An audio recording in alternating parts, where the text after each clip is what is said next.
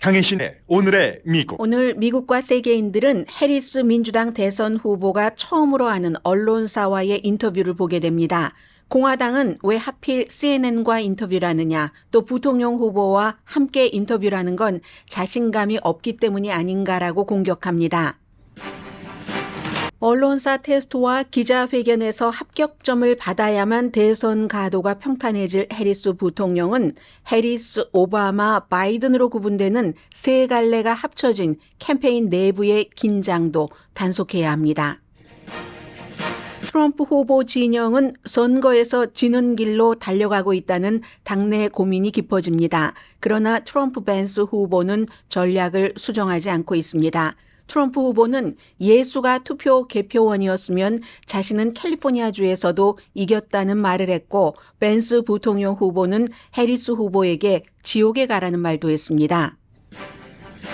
또 알링턴 국립묘지 관리자와 트럼프 스텝의 충돌은 오늘도 주요 뉴스입니다. 트럼프 후보는 국립묘지 방문 당일 숨진 병사의 모비 앞에서 씩 웃으면서 손가락을 치켜든 사진을 선거 홍보용으로 등장시켜 퇴역 군인들이 비난합니다. 트럼프 후보보다 해리스 후보가 대통령이 될 가능성이 높다고 여론조사 결과 답한 사람이 3%포인트 많습니다.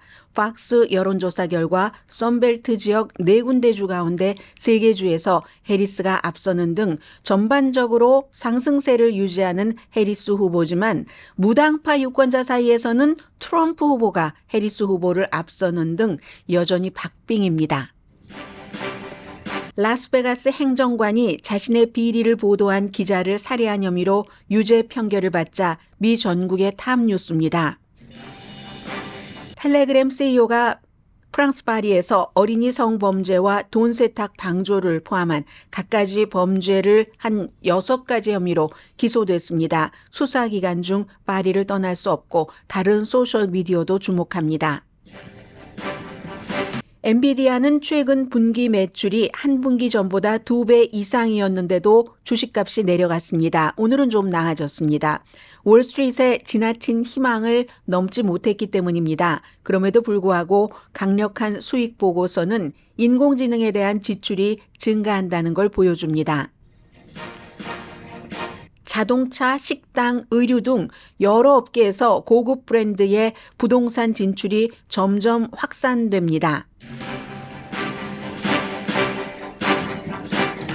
여러분 안녕하십니까? 오늘의 미국 강예신입니다. 오늘은 단 한 표의 표도 받지 못했고 받지 않았다고 말씀드려야 되나요? 그럴 필요가 없었으니까. 그리고 단 한 번의 언론사와의 인터뷰나 기자회견도 하지 않고 민주당의 대선 후보가 된 억세게 운이 좋은 카멜라 해리스가 CNN과 이제 인터뷰를 할 시간이 6시간, 9시간 남았습니다. 로스앤젤레스 시간으로 저녁 6시에 방송이 되는데, 미국인과 세계인들은 카멜라 해리스 지금까지 분위기가 굉장히 좋지만 대통령이 되면은 어떻게 될까 하는 검증되지 않은 후보입니다. 그렇기 때문에 이 사람이 대통령이 될 만한가 하는 것에 대해서 감을 잡을 수 있는 그런 이제 인터뷰입니다. 오늘 낮에 인터뷰를 해서 저녁에 방영을 한다고 하는데, 우선 공화당이 지금 지적하고 있는 왜 CNN과 인터뷰를 하는가?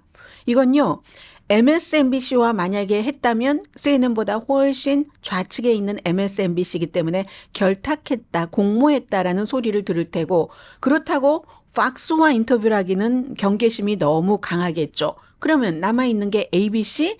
ABC는 9월 10일에 해리스와 트럼프 후보 두 사람의 토론이 이미 약속이 돼 있습니다.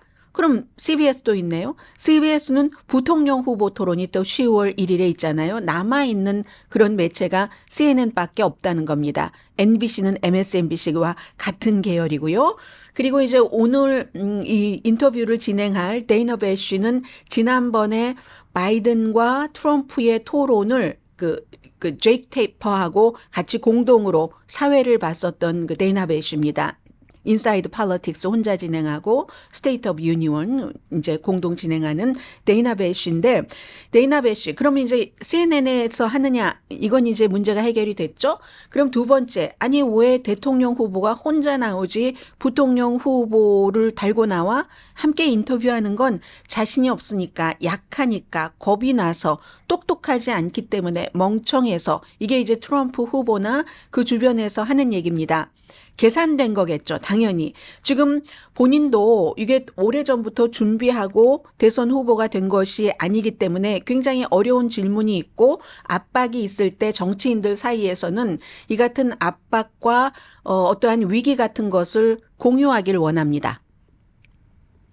그런 면이 있어요. 그리고 정책을 설명할 때도 지금 이제 한 달 조금 넘었기 때문에 서로 발 맞춰서 보완을 한다는 거죠. 그리고 더 중요한 것은 대통령 후보와 부통령 후보가 동시에 이렇게 그 같은 자리에서 기자회견을 하는 게 이번이 처음이 아닙니다. 처음이 아니고 자주 있는 일입니다. 2008년도에 그렇게 토론 잘하고 말 잘한다는 버락 오바마도 부통령 후보가 이제 결정되고 나서 바로 조 바이든과 버락 오바마가 같이 인터뷰를 했고요. 힐러리 클린턴도 마찬가지입니다. 뭐 정치의 베테랑이었었죠.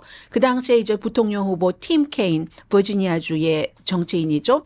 이 팀 케인과 같이 인터뷰를 했고 또 공화당이 왜 같이 하냐고 비난을 하지만 트럼프 후보도 벤스 후보 딱 결정되고 나서 공동으로 팍스에서 이 사람들도 인터뷰를 했습니다. 이제 카멜라 해리스라는 사람은 부통령이라는 자리가 워낙에 그림자 자리이기 때문에 딱 단독으로 그 사람이 얼마나 정책에 있어서 정말 초롱초롱하게 똑똑한가 하는 것을 볼 수 있는 기회가 없었습니다. 마지막으로 인터뷰한 게 바이든 대통령이 6월 27일에 토론을 정말 엉망진창 창피하게 보는 사람 너무 불안했을 그런 토론을 하고 나서 이 바이든 대통령을 방어하는 인터뷰를 했죠. 그때는 조금 잘했고 그 전에 혼자 했었던 인터뷰는 좀 별로였습니다.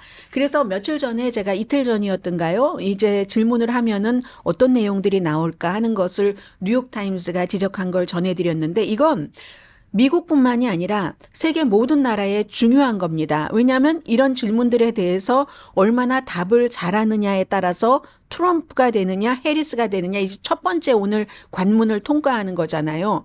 물론 미국의 유권자들이 대통령을 선출을 할 때는 거의 이제 중요하게는 국내 이슈로 뽑습니다. 물론 국내 이슈가 이제 비슷비슷하다던가 할 때 국제 이슈도 약간 들어가긴 하지만 기본적으로는 이제 국내 이슈거든요.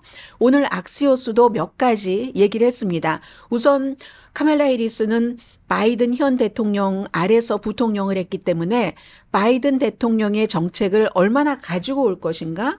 그리고 바이든과 본인의 차이점은 무엇인가? 이건 이제 보여줘야지 되고요. 국내용으로는 뭐 여러 가지죠. 요즘 이슈가 되고 있는 가격 인상에 대해서 단속하겠다는 뭐 이런 질문이 들어갈 수도 있고 세금 문제, 이민, 국경 똑같아요. 거의. 그 매체가 보는 질문 미국의 지금 중요한 이슈가 비슷하다는 겁니다. 다만 뉴욕타임스와 조금 다른 것은 연방 대법원 개혁에 대해서 어떻게 할 것인가. 이건 이제 바이든 대통령이 임기 마지막 무렵에 연방 대법원의 대법관들의 임기도 지금은 이제 끝까지 하는 거잖아요. 본인들이 물러나기 전까지는. 그러니까 이걸 임기를 제한을 해야지 된다 했는데 카멜라 해리스 당신은 어떻게 생각합니까? 이걸 물어보는 거고요.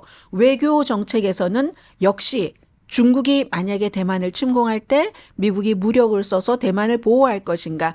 이건 한국이나 일본도 다 이제 미국의 무력에 빠져나가는 것이 있고 또 미국이 동맹국을 얼마나 챙기는가. 물론 대만은 국가로 보는 국가는 별로 몇 국가 되지 않습니다만 20개 국가도 안 돼요.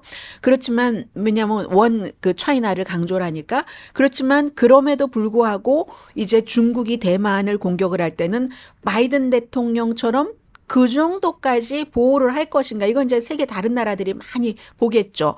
그리고 악시오스는 두 번째 이제 중요한 질문을 얘기를 했는데 북한에 대해서 탄도미사일 능력과 이제 북한의 핵 능력 여기에 대해서 도대체 장기적인 해결책이 무엇인가 이걸 묻고 싶다고 했고요.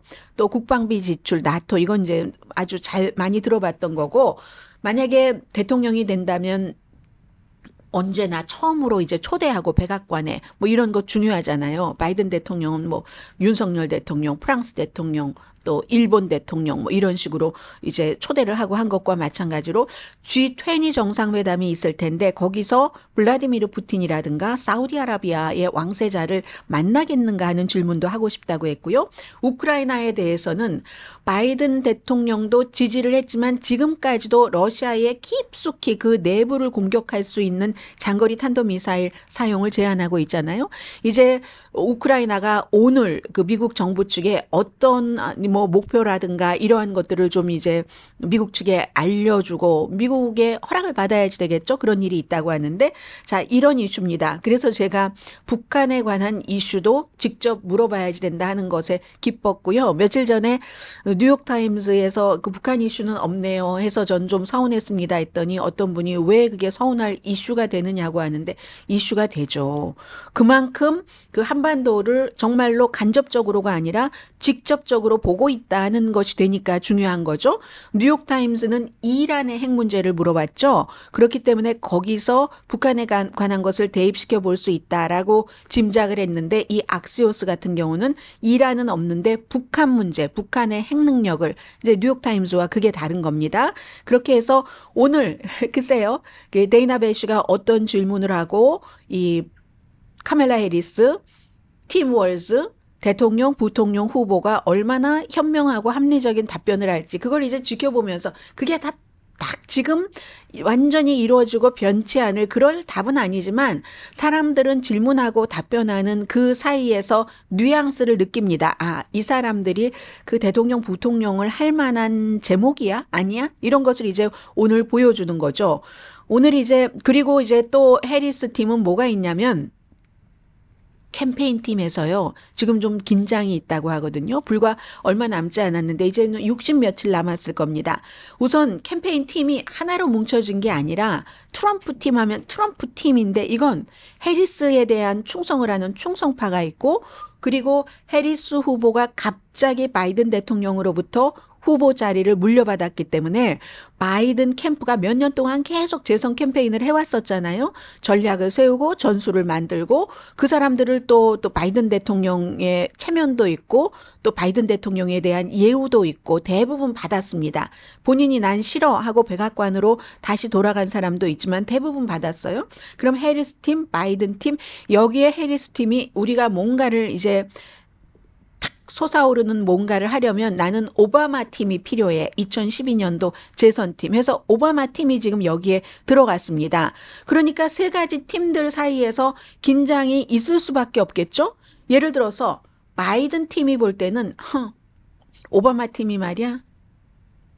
결국은 오바마가 과거에도 힐러리 클린턴을 택하고 바이든을 버리더니 그리고 지들은 막 아이빌리그 나오고 했다고 그리고 우리 그 바이든 팀은 말이야 그렇지 않다고 깔보더니 하면서 원래도 이런 것이 있었는데 아, 참 우리 바이든을 몰아낸 오바마 팀이 왔다 하는 이 긴장은 당연히 있을 거고요. 그리고 해리스 후보로서는 또 바이든과 뭔가가 맞지 않아서 갈라선 아주 유명한 선거법 그 변호사를 영입을 했습니다. 마크 엘리아스라는 사람. 그럼 전략의 차이가 있고 바이든과 차이를 해리스 측에서도 또 둔다는 거잖아요.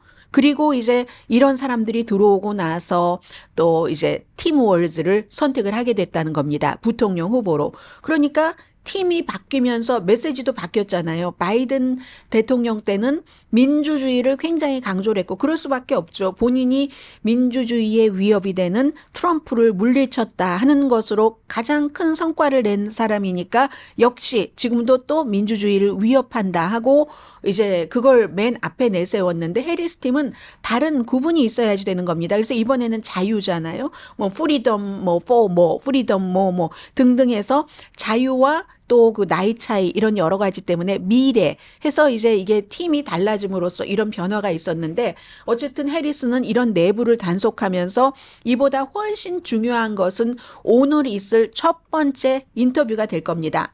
오늘 아침에 트럼프 후보가 가만히 있지 않더군요. 트루 소셜 그 웹사이트에 CNN의 데이나 배시가 혼자 그 인터뷰를 하니까 오늘 데이나 배시가 위대한 인물이 될 기회입니다.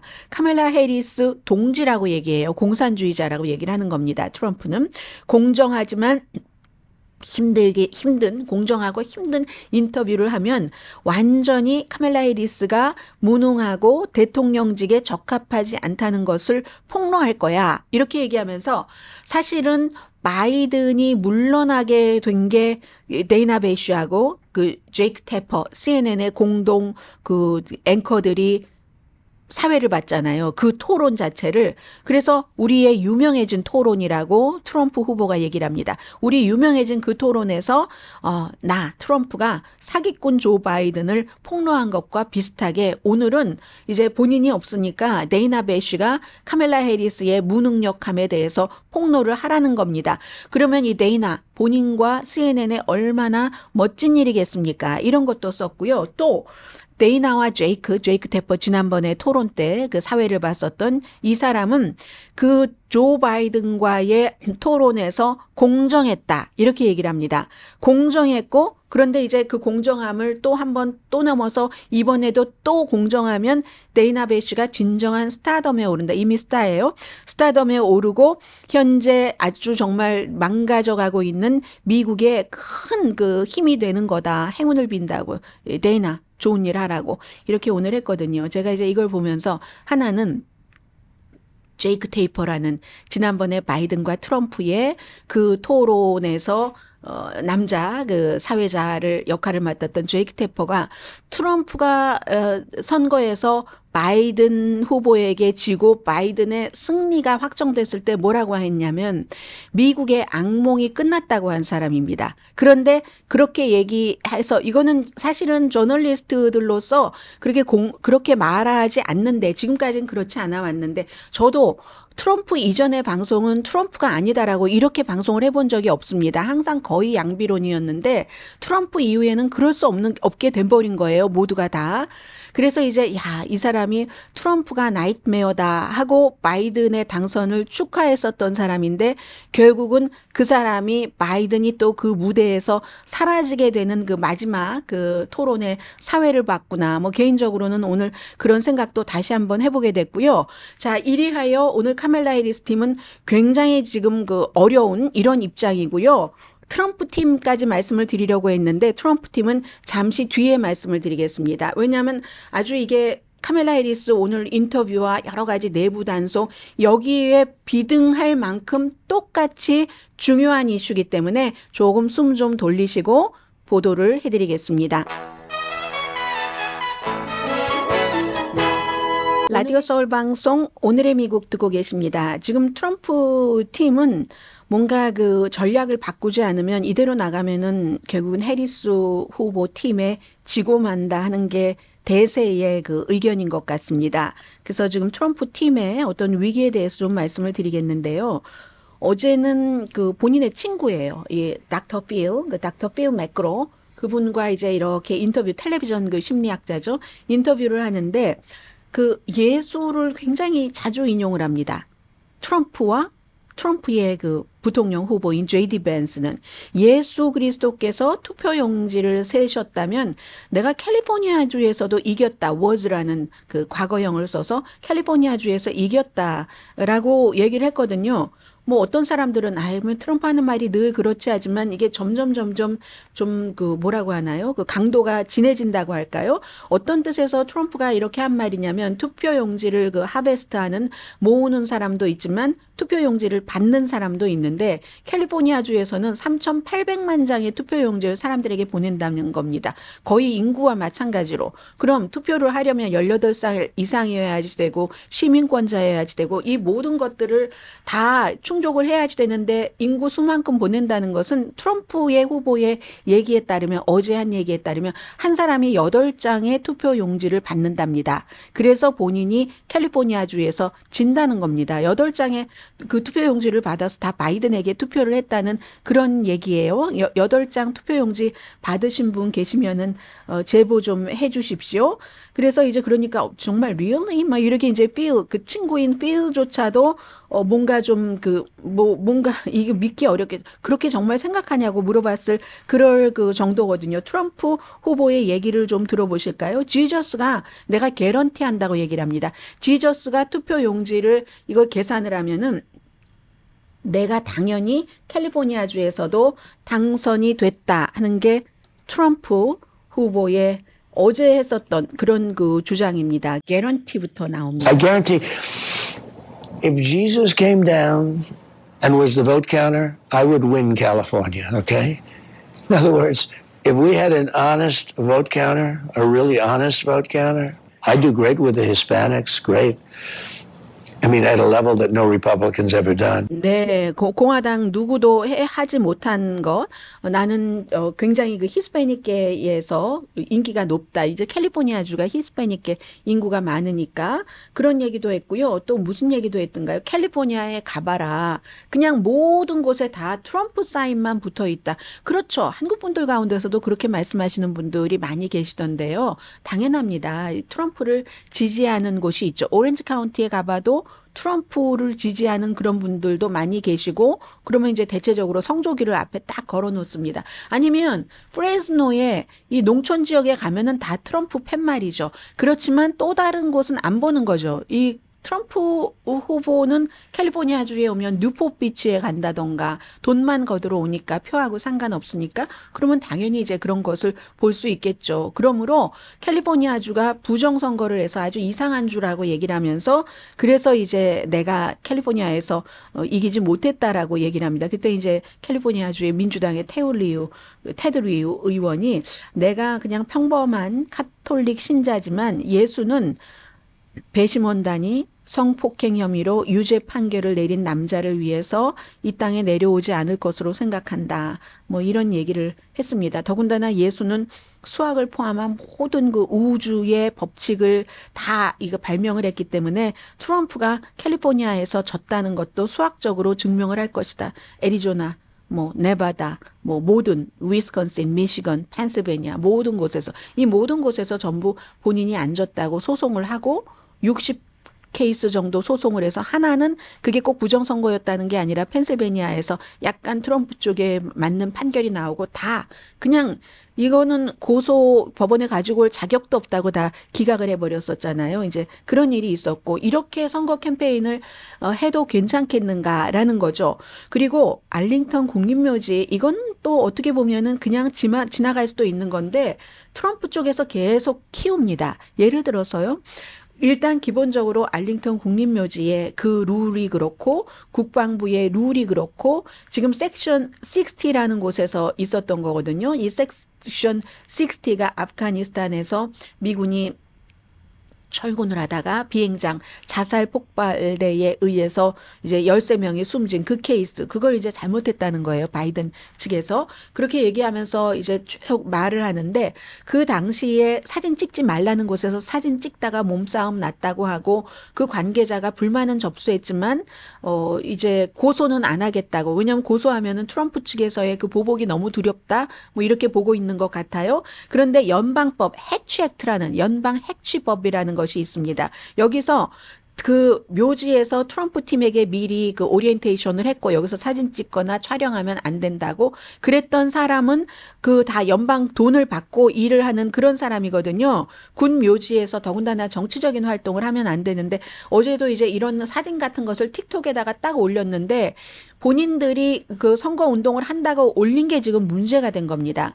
그 숨진 그 군인의 묘비 앞에서 한 10명 훨씬 이상이었어요. 그런데 근데 트럼프 후보가 이제 늘 손가락 이렇게 하고 씩 웃는 것 있잖아요. 본인의 트레이드 마크라고도 할 수도 있지만 군인들 입장에서 볼 때는 이제 그 숨진 지 3년이 된 그런 군인의 묘비 앞에서 전 대통령이 또 대통령 선거에 나가는 사람이 씩 웃으며 사진 잘 나오라고 웃는 웃으며 그러면서 막 손가락을 치켜 세우고 이러니까 거기에 어린아이들이 몇 명 있었거든요. 어린아이들은 한 명도 손가락 치켜 세운 아이 없습니다.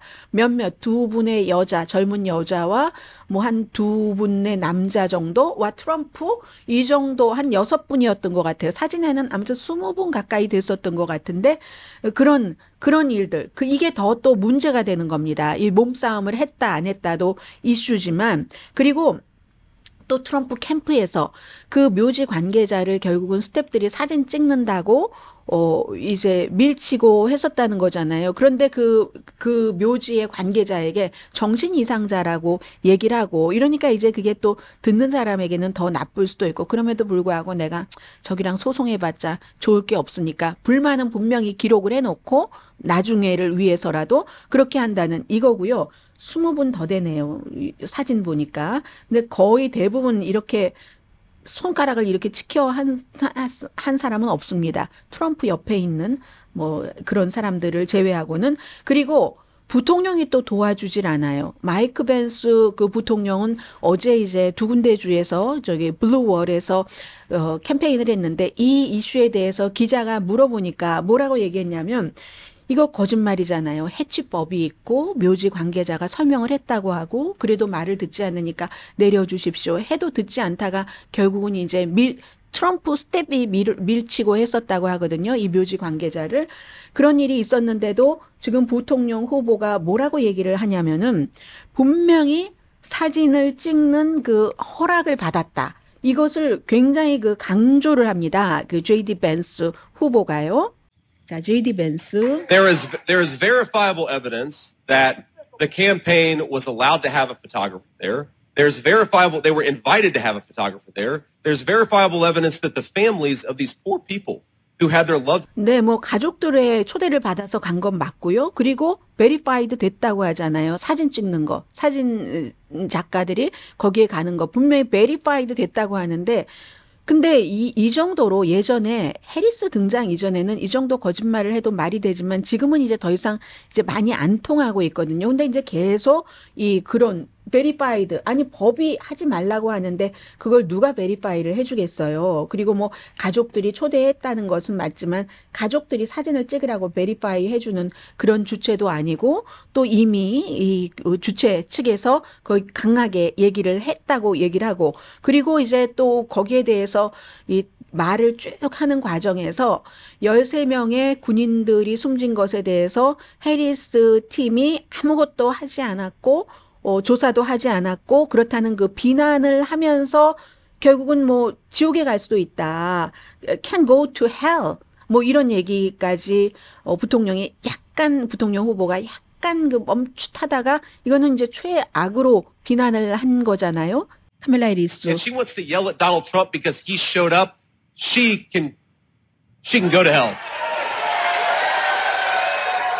이렇게 지지자들이 좋아하니까 이런 말을 해주는데 뭐라고 얘기했냐면 카멜라 해리스가 이 문제에 대해서 트럼프를 굉장히 비난한다고 하는데 어제 조지아주에서 선거 유세하면서 이 알링턴 그 국립묘지에서의 이 사건에 대해서 그 해리스 후보는 말하지 않았습니다. 해리스 캠페인 측에서는 얘기를 했지만 그러니까 이제 뭐 이거 해리스가 단지 트럼프가 이 알링턴 국립묘지에 왔다는 것 때문에 아무것도 안 하고 졸고 있다가 그렇다고 하면서 그 can go to hell 이거는 정말 I hate her 보다 훨씬 강한 그냥 뭐 hate까지만 해도 괜찮은데 이거 뭐 지옥에 가라 지옥에 갈 수 있어 이게 이제 최악의 욕이잖아요. 이런 식으로 하니까 이제 뭐 파이낸셜 타임스 등등의 보도를 보면은 트럼프 캠프 측에서도 너무 걱정을 한다. 이 정도로 캠페인을 해서 이길 수 있겠는가. 그런데요.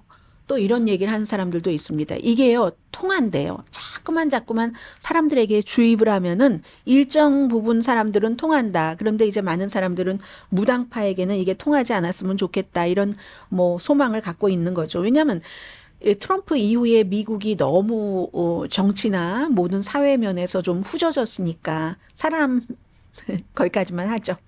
자, 그리고 오늘 이제 미국의 그 주요 신문의 탑 뉴스들을 보면은 당연히 이제 지금 워싱턴 포스트는요. 워싱턴 포스트 그 정치 중심인데도 일면에 보니까 텔레그램 CEO가 이제 어제 기소를 했잖아요. 프랑스에서 그 내용을 전하고 있네요. 그건 저는 이제 뒤에 조금 보도를 해드리려고 하고 오늘 라스베가스 리뷰 저널부터 보겠습니다.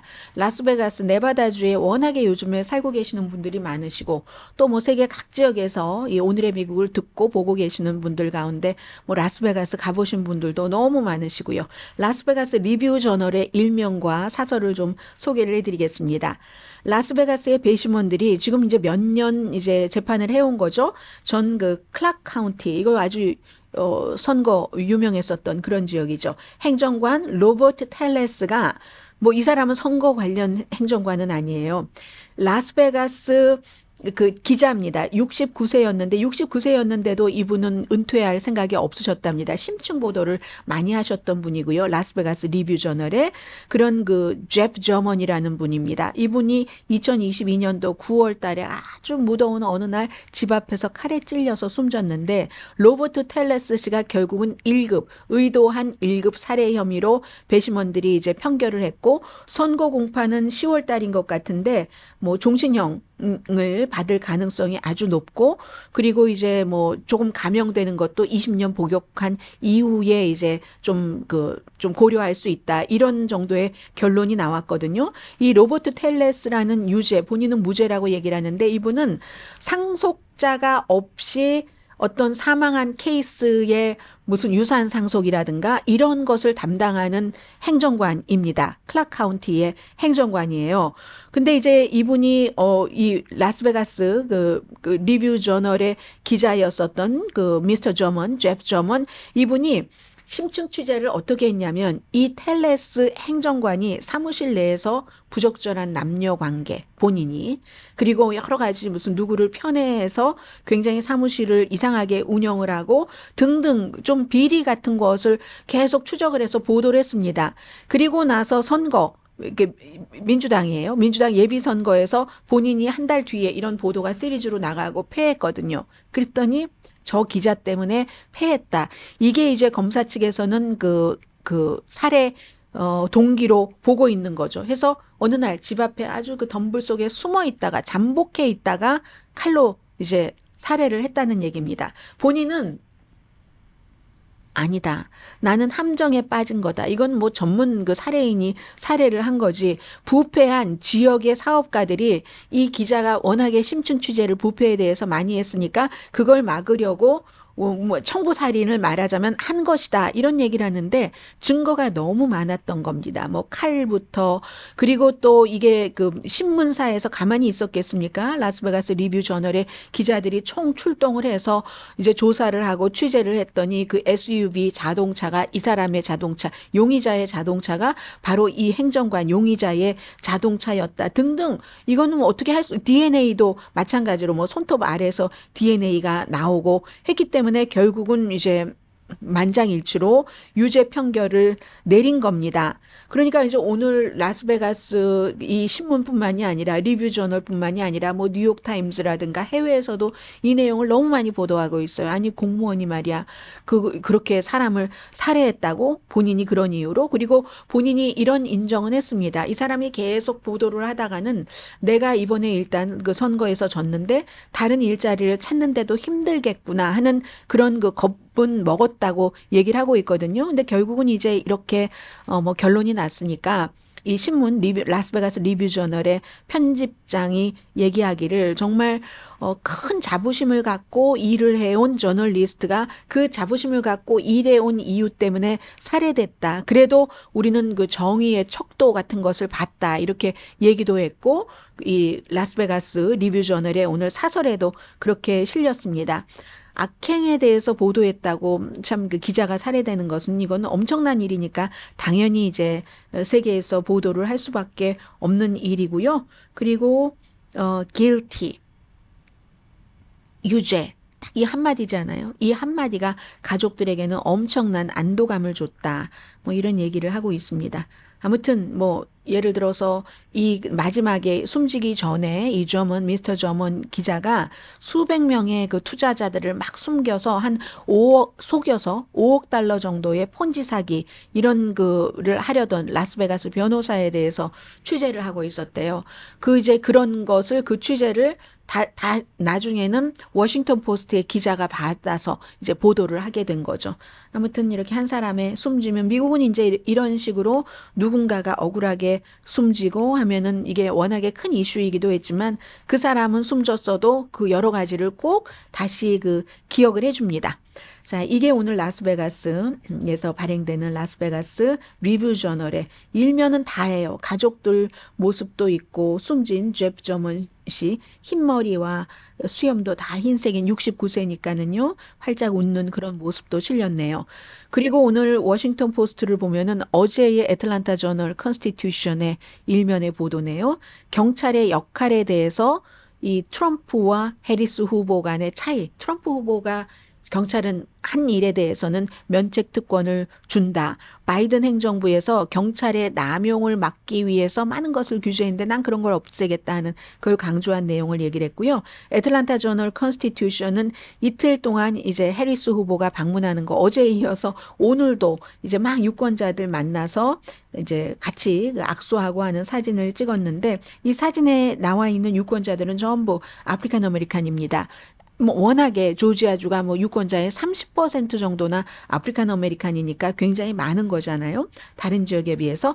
그런데도 비슷한 이슈인 것 같은데 보스턴 글로브는 흑인들이 카멜라 해리스를 완전히 믿지 않는다. 뭐 이런 얘기도 있고요.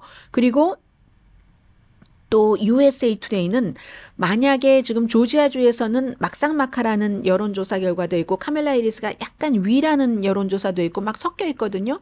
여전히 트럼프가 약간 위라는 여론조사 결과도 있고 누가 이겨도 이거 큰 문제가 될 거다. 완전히 메시하게 될 거다. 왜냐하면 조지아주에서 지난번에 트럼프 후보가 하도 난리를 쳐서 그야말로 뭐 여러 가지 법을 통과를 시켰는데 공화당 주니까 8월 19일에 통과된 그 법에 따르면 다시 이게 굉장히 이제 아주 그 선거 개표하고 하는 과정도 까다롭게 돼 있답니다. 그래서 선거 치러지고 나서도 조지아주에서 완전히 메스가 있을 것이다라는 이런 얘기를 하고 있고요. 그리고 조지아주에서 드디어 이제 주지사와 브라이언 캠블 주지사와 트럼프 후보가 서로 오랫동안 얼굴도 안 보고 이제 주로 처음에는 주지사가 당하기만 했었죠. 그러다가 주지사도 이제 재선된 지 얼마 되지 않는데 공화당이 강해야 그 주에서 주지사를 하기가 좋은 거죠. 본인이 성과를 내기도 좋고 본인의 아젠다를 가지고 가고 본인이 원하는 식으로 주를 이끌어갈 수 있고 하니까 결국은 트럼프 후보의 선거 기금 모금에 이제 이 조지아의 주지사가 함께 나간답니다. 이게 같은 당은 결국은 웬만하면 같이 끌리죠. 물론 이번에는 공화당에서 뭐 200명이 넘는 사람들이 트럼프 절대로 안 된다 하고 공개 서한으로 이제 카멜라 해리스 후보를 그 지지하는 것을 발표도 했지만요. 자, 잠시 뒤에 뒷부분에 제가 여론조사도 굉장히 중요한데 저는 여론조사 숫자를 굉장히 길게 말씀드리는 사람은 아니잖아요. 그래서 그 흐름만 알 수 있도록 그건 뒷부분으로 넘기고 잠시 뒤에는 엔비디아와 텔레그램을 좀 전해드리겠습니다. 잠시 뒤에 뵙겠습니다.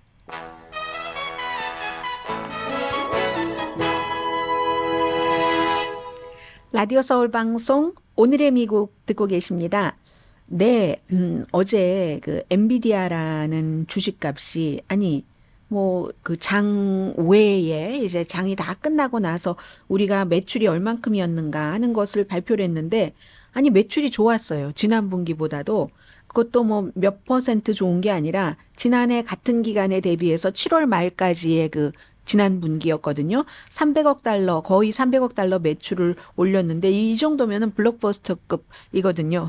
지난해 같은 기간에 비해서 122%가 증가했습니다. 그런데 그 바로 전 분기에 비해서는 15% 증가했다. 그리고 실제로 월가에서도 한 287억 달러 예측했는데 이게 300억 달러 매출을 기록했는데 엔비디아가 그래서 너무 열심히 잘하면 안 돼요.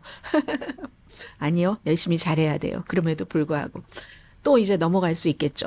그래서 예측보다도 더 많이 나왔는데도 순이익이 166억 달러였대요. 그 지난 분기에. 그런데도 불구하고 매출의 총 이익률도 75.1%, 이것도 대단한 건데 분석가들은 75.5% 정도는 예상을 했다는 겁니다. 그러니까 기대가 너무너무 컸던 거예요. 희망이 그냥 어디죠? 하늘 저기 꼭대기에 다 있기 때문에 이걸 이제 이룰 수가 없었다는 거죠. 그것도 한 가지가 있고, 또 하나는 그 기대치가 이미 다 반영이 됐다 해서 어제요. 밤에 보니까 어떤 때는 7%, 어떤 때는 8% 정도 하락해서 어제 아마 이런 발표 있고 나서 한 2천억 달러 정도, 그 정도는 이게 그 엔비디아가 잃어버렸을 것 같은데, 제가 지금은 어떤가 한번 보려고 이걸 켰습니다. 지금은요 3.59%, 그러니까 어제 한 8% 장외 거래에서 빠졌으니까 말하자면 뭐 한 4% 정도는 오히려 회복했다고 봐야지 되는 거네요. 121달러, 처음에 이제 그 10분의 1로 분할할 때 그 가격 정도가 되고 있습니다. 그러니까 이게 너무너무 높은 기대치이기 때문에 이거를 이루지 못했고, 저는 여기에 대해서 이 젠슨 황 CEO가 뭐라고 말을 하나가 굉장히 궁금했거든요. 잠시 뒤에 전해드리겠습니다. 그래서 이제 비정상적인 기대감이죠. 이 정도면, 아니 122% 지난해 같은 분기보다 성과를 이뤘는데도 이게 안 된다고 주가가 내려가니까, 그러니까 이제 이게 안 되는 거죠. 왜냐하면 지난 분기에 보고한 매출이 뭐 262%가 올라갔었던가 했잖아요. 그러니까 이번에 122% 올라갔다고 애게게 하는 거죠. 올 들어서 160% 상승했죠. 이 엔비디아가. 그래서 결국은요, 이 무게를 느끼느냐, 기자들이 이제 물어봤어요. 젠슨 황에게. 기대에 대한 기대, 그거 정말 불편한 거잖아요. 부담이죠. 그랬더니 파이낸셜 타임즈에 이제 답변을 했습니다. 금방 저한테 그렇게 물어보기 전까지는 그런 그 부담감 같은 그 기대의 무게를 느끼지 못했다는 거예요. 그러니까 그런 거 느끼고 생각하고 할 틈도 없이 일만 한다는 뜻 아닐까요? 저는 그렇게 생각을 했거든요. 우리는 우리가 할 수 있는 일까지만 합니다. 우리는 최선을 다해서 하고 나머지 결과나 무슨 뭐 박수 받는 거나 이런 것은 우리의 손안에 있지 않다는 그런 얘기를 하고 있습니다. 그래서 우리는 우리가 할 수 있는 일만을 합니다. 그리고 우리 모두는 미래를 위해서 달려가고 있고, 그게 이제 우리가 해야지 될 임무다라고 얘기를 합니다. 엔비디아 직원들이 뭐 일주일에 7일 일하고 뭐 밤 1시, 2시에 들어가도 이직률이 없대요. 미국 전체적인 이직률이 한 뭐 17% 정도 된다고 하면 엔비디아는 뭐 한 2% 정도? 그것도 전에는 아주 이렇게 막 크게 오르기 전까지는 회사가 한 5점 몇 %였는데 이게 보상이 있으면 피곤하지도 않은 겁니다. 돈을 많이 버니까요. 직원들이 빨리빨리 해서 어떤 또 성과를 이뤄야지 되니까, 이 내일이니까 남의 일이 아닌 겁니다. 회사가 돈 번다고 회사만 돈을 가져가고 직원이 돈을 안 버는 그런 회사가 아닌 거죠, 엔비디아가. 그래서 이직률이 없다는 거예요. 그리고 이제 텔레그램 CEO는 파리에서 어린이 뭐 성범죄, 돈 세탁 방조, 그 밖에 뭐 마약 뭐 등등 얼마나 많겠어요? 그런 것들 6가지 혐의로 기소가 됐는데, 조직범죄 공모, 이 텔레그램 측에서는 아니, 우리 CEO가 거기에 직접적으로 간접적으로 가담하지도 않았는데 이게 말도 안 된다고 하고, 테크놀로지 회사의 CEO가 이런 일로 이렇게 조사받는 것도 사실은 처음입니다. 프랑스에서는 특히 이제 아동 포르노 이제 배포하는 것을 말하자면 단속을 안 한다는 거예요. 다른 회사들은 그나마 단속을 하는데 이 회사는 전체 직원이 30명에서 9억 명이 가입돼 있는데 전체 직원이 30명에서 뭐 최대 50명밖에 안 되니까 이 검열을 아예 안 하겠다는 그런 그 기조잖아요. 자유 의지를 가지고. 그래서 결국은 이제 이게 기소가 돼서 파리를 떠날 수 없고 한 550만 달러 보석금이 책정돼 있고 일주일에 2번씩 자신의 위치를 경찰에 알려야지 되고 하거든요. 이 사람은 우리가 시위할 수 있는 사람들을 이렇게 암호화해서 이 자동으로 되는 건 아니고 본인들이 설정을 해야지 돼요. 텔레그램도 시위하는 사람들도 우리가 도왔고, 인권 옹호자, 난민 우리 많이 도왔다 하지만 반대로 기소된 그런 혐의의 일도 텔레그램을 통해서 일어나는 거잖아요. 무엇보다도 표현의 자유를 얘기한 사람들 너무 많습니다. 럼블처럼 아무거나 막 올려도 전혀 검열 안 되고 하는, 일론 머스크처럼 아무 말이나 막 하는 사람, 이런 사람들은 표현의 자유만을 얘기를 하지만, 그러나 그러니까 당연히 표현의 자유도 중요하고 장점도 있죠. 홍콩 시위대들이 남 모르게 이렇게 어디 모여서 해서 민주화 운동을 한다던가. 그러나 그것보다 또 많은 뭐 마약 사범들 거기서 또 막 음모라고 뭐 의사당 사건 때도 마찬가지였어요. 영국의 시위도 마찬가지고 이런 것들을 사실은 딜레마인 겁니다. 국가마다 미국이 좀 약하거든요. 유럽에 비해서 이런 그 테크놀로지에 대해서 어떤 규제를 하는 것에 대해서. 그리고 이거 쉽게 풀릴 것 같진 않아요. 재판할지 아니면 기소를 기각할지 이런 그 판사의 결정조차도 몇 년이 걸릴 수도 있다 하는 거고요. 이제 39살에 파벨 두로프라는 이름을 지금 처음 말씀드리네요. 100명 자녀의 생물학적인 아버지. 그리고 또 하나는 검열을 안 한 것뿐만이 아니라 조사를 하려고 하면 당국과 협조를 하지 않았다 하는 얘기인데 앞으로도 이 사람이 협조를 할지 모르겠어요. 협조하기 싫다고 그거 팔고 그리고 러시아에서 나와서 이 텔레그램을 러시아식의 페이스북을 만들었다가 러시아에서 나와서 두바이에 본사를 두고 그리고 이제 이 텔레그램을 만든 사람이잖아요. 이건 지금 세계가 지켜보고 있다는 것 말씀드리고요.